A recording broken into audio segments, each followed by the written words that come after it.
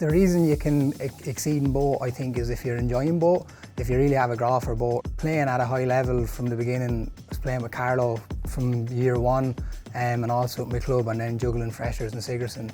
So trying to balance all three, it can be pretty difficult, especially early years. I suppose, yeah, you have to thrive on the challenges as well. So obviously, like, I'm a big, massive sports person. That's what kind of my identity is, for want of a better word. That's what I really pride myself on. That's what I put a lot of my time into. The further I went on in college as well, I started really kind of having a keen interest in engineering. The more I learned and the more I discovered, the more I wanted to learn, the more interested in what I was researching. And that's kind of the nature of any of these courses here in DCU, is the further you kind of progress in your course, is the more you're kind of finding your niche and what you're about, what motivates you. The day I won the Chancellor's Medal is probably the single proudest moment I've had in my career, both sporting and academically today. When you achieve both, and then you kind of have your community contributions to DCU, how did you represent the university out of the lecture hall, or not even on the pitch, like just in the community itself, how did you give back to people?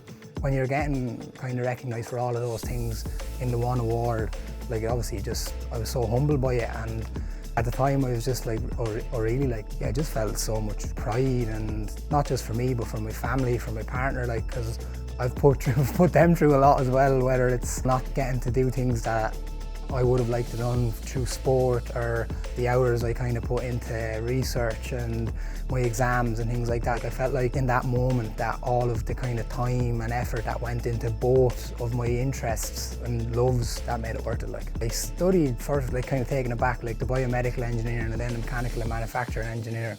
And then I've gone into Intel as a process engineer, which really isn't either.